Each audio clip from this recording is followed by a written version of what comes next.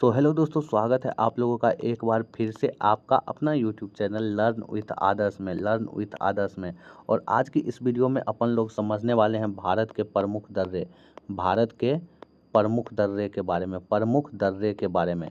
और ये टॉपिक इतना ज़्यादा इम्पोर्टेंट है कि आप कोई भी एग्ज़ाम देने जाओ, चाहे वो आरआरबी का एग्ज़ाम हो, चाहे वो एसएससी का एग्ज़ाम हो, इवन कोई भी वनडे एग्ज़ाम हो, उसमें आपको 1 से 2 क्वेश्चन डायरेक्ट दिखेगा।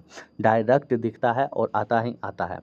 आपको मैं बता दूं कि ये क्लास 10 से 15 मिनट की क्लास होने वाली है और 10 से 15 मिनट की क्लास में आपको इस प्रकार से बताया जाएगा कि दोबारा आपको कभी भी भारत के दर्रे में आपको कोई भी दिक्कत नहीं होने वाली है। तो चलिए वीडियो को स्टार्ट करते हैं।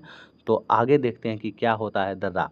तो सबसे पहले अपन लोग यहाँ पे इंट्रोडक्शन के बारे में बात करें। इंट्रोडक्शन के बारे में बात करें आखिर दर्रा क्या होता है।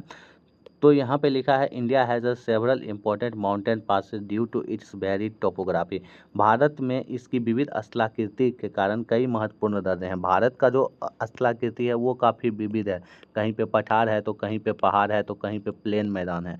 और इसी के कारण ढेर सारे दर्रे भारत में देखने के लिए मिलते हैं।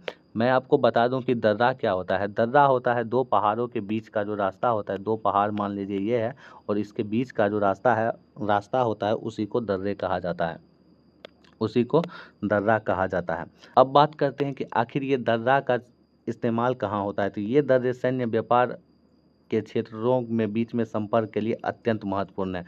मान लीजिए कि इंडिया का सेना लद्दाख में काम कर रहे हैं और इधर प्लेन है, तो लद्दाख में जाने के लिए जो रास्ता होगा वो दर्रे से होकर ही गुजरता है। तो सेना में और व्यापार के लिए ये दर्रा काफ़ी ज़्यादा महत्वपूर्ण होता है।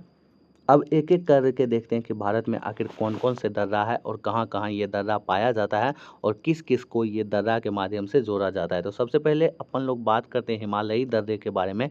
हिमालयी दर्रा का मतलब, मेरे कहने का मतलब ये है कि जो दर्रा हिमालय में पाया जाता है उसी को हिमालयी दर्रे कहते हैं। तो इस बीच में एक नंबर पे जो अपने पास आता है खारदुंगला पासेज।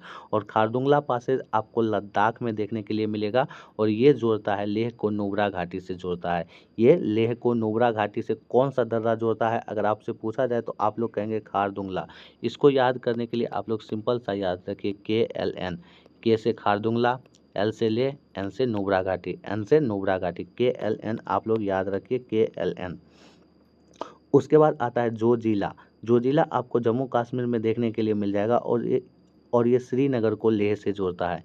ये श्रीनगर को लेह से जोड़ता है। तो इसको याद रखने के लिए आपको ZSL आप लोग याद रखिए, सिंपल सा आपको याद हो जाएगा। जेड से जोजिला, एस से श्रीनगर और एल से ले, यानी कि जोजिला पासे जो है वो कनेक्ट करता है श्रीनगर को लेह से।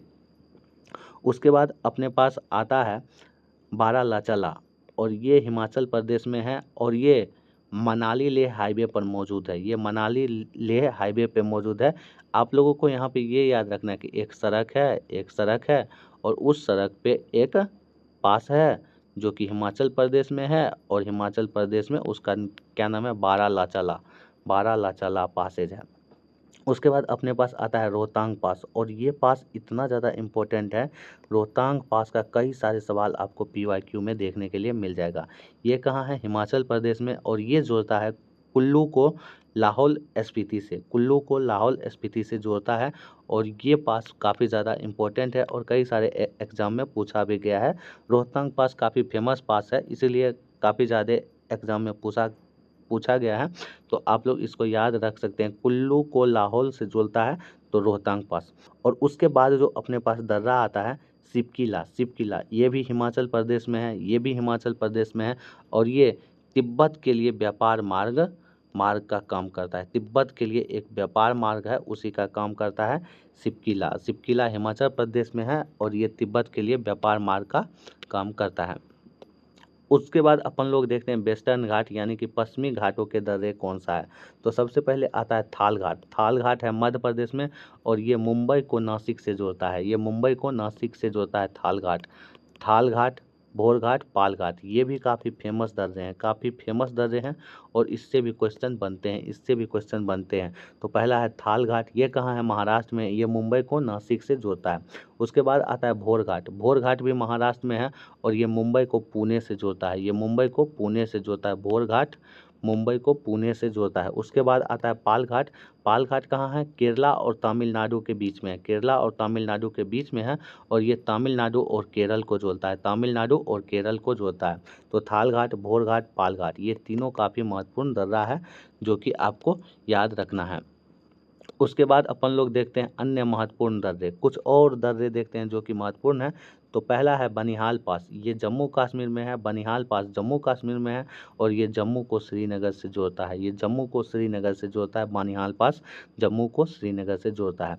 उसके बाद आता है लिपू लेक, लिपू लेक आपको उत्तराखंड में देखने के लिए मिल जाएगा और ये कैलाश मानसरोवर यात्रा के लिए मार्ग है।